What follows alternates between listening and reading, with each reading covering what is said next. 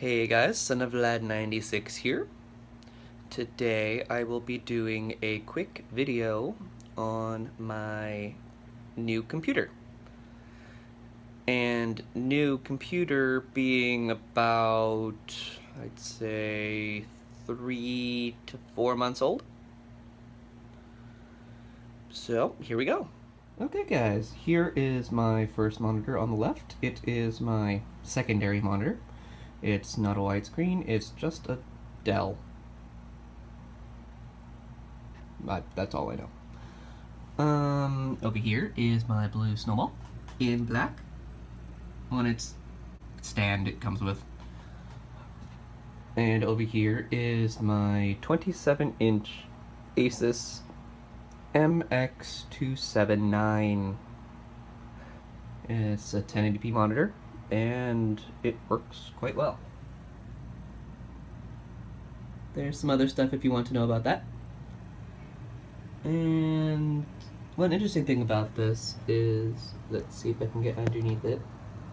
These buttons here are not tactile buttons, they're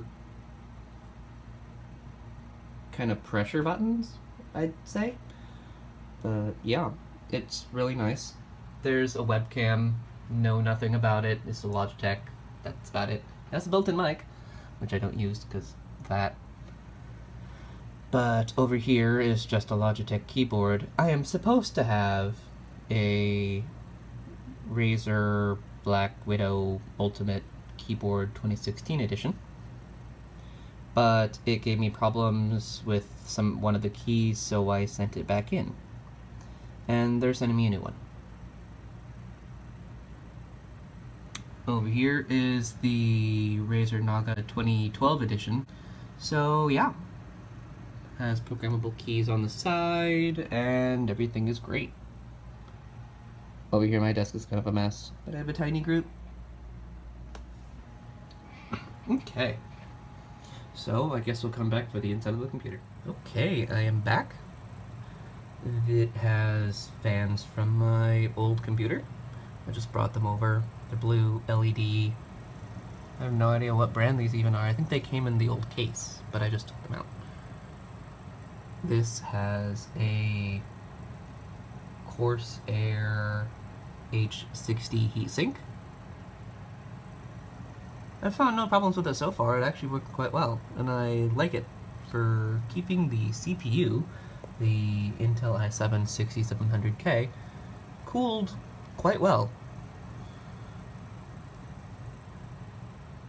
But yeah, this case is actually very nice. It is a Phanteks Enthoo Pro Series Black steel and plastic ATX full tower case. It's very heavy. As you probably caught, there's the word steel in the name, and this case is made of steel. But yeah, lots of cable management holes. I have the MSI 170A Krait Gaming 3X motherboard. I picked this one because it was fairly cheap. Supported DDR4 RAM. Hey guys, quick snippet in the middle of this video, but I realized I forgot to mention what type of RAM I have. I have 32 gigs of DDR4 2133 megahertz Corsair Vengeance RAM.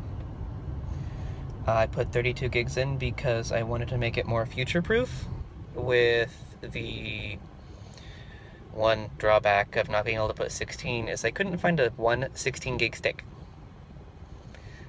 So yeah, I had to settle for 2 16 gig sticks, which allows me to put 2 more in my motherboard later on when I finally decide I need 64 gigs of RAM. But yeah, that'll be more down the road. I hope this was informative, and let's get back to the rest of the video. And it supported this tiny thing right there. That is a Samsung 950 Pro SSD M.2. it's faster than most standard SSDs because it is a PCIe NVMe drive. It's 512 gigabytes, or half a terabyte, and incredibly fast. I love it. But yeah, so that's that. I've tried to store as much of the cable management elsewhere behind the case that I could, except for I couldn't get rid of this cable right there.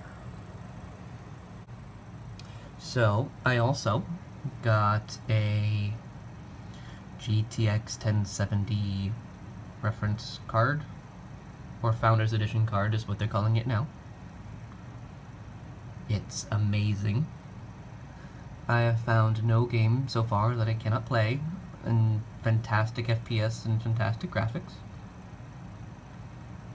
One of the more intensive games I've tried playing is the pre-alpha for Star Citizen, and it's amazing.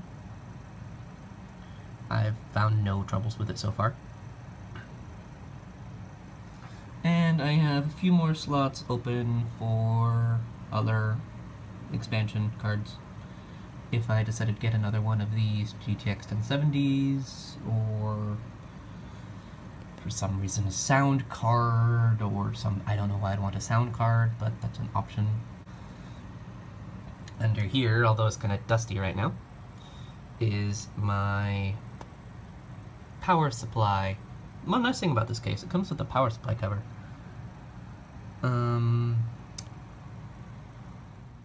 Over here is my power supply, because I forgot the name. It's the EVGA SuperNOVA 850p2. I actually had to get a new power supply. I was planning on using the old one that I had, except for this video card here is an 8-pin. My old power supply didn't have a true 8-pin. It had a 6-pin to an 8-pin converter, but it didn't provide it enough power in order to power the video card. The light turned on, but it didn't do anything with the video card.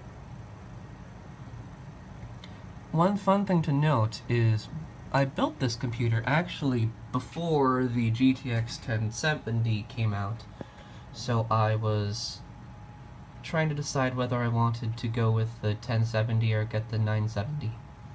I decided to wait and just use the onboard graphics from the Intel i7-6700K, and that worked just fine for my needs at that time, until I finally got this Founders Edition card.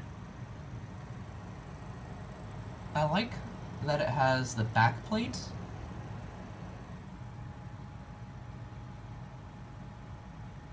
but the only thing I wish is that this power connector was on the side, and that cable there was shorter.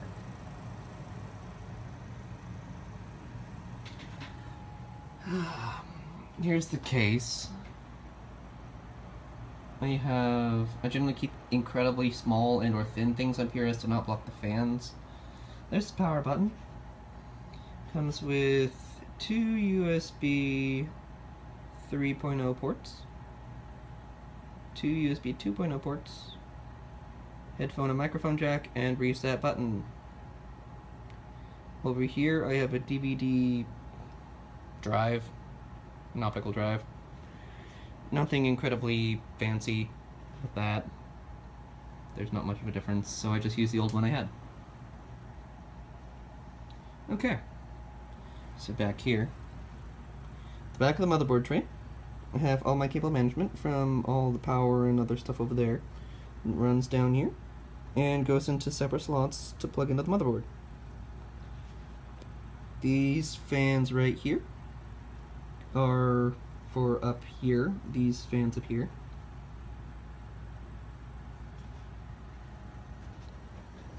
I have a 4 terabyte Western Digital Black plugged in right there.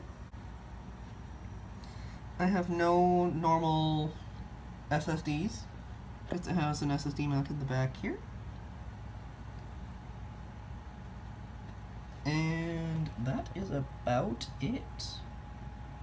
you're back here, if you want to see my cable management, there you go. It's not the best because some of these cables won't reach, but I've tried to follow the cable management ties. If you want to take a look at the back here.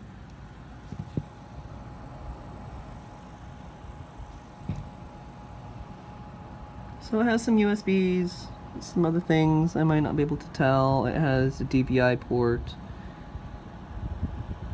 It has that mouse and keyboard circular thing. I don't remember what it's called. It has a USB 3.1 Type-C, as well as more USBs. More USBs, more USBs, more USBs, more USBs. Audio things. Then now we're starting to get into the expansion slot areas. There we go. Okay. But yeah, that is my computer that I built 3 to 4 months ago. Hey guys, quick snippet in the middle of this video, but I realized I forgot to mention how much you could buy this PC for. This total does not include this monitor, or this optical drive right there, or that webcam above my ear. Because frankly I don't know what model those are. I know what brands, except for the optical drive, but I didn't find the drive or the want to try and find out what they are and put them in the grand total. So if you don't need a webcam or a second monitor or an optical drive, I wouldn't worry about the total changing much. But this total also does not include fans, like the LED one right there. This one came in the case, as well as all the other ones in the case, but the blue LED ones did not come in the case. But in total, this PC would cost $2,412. Not all of this did I spend, because, you know, like I said, I didn't buy this monitor or some of the other components. I will get back to the rest of the video now. Thank you guys.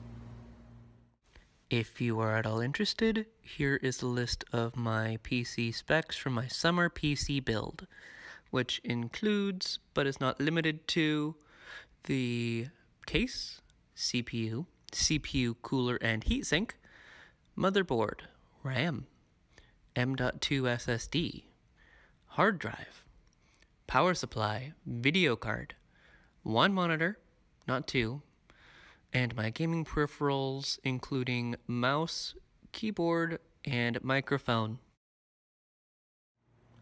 Thank you guys. I hope you all enjoyed seeing my computer. Yeah, hopefully I'll see you guys again soon. Take care.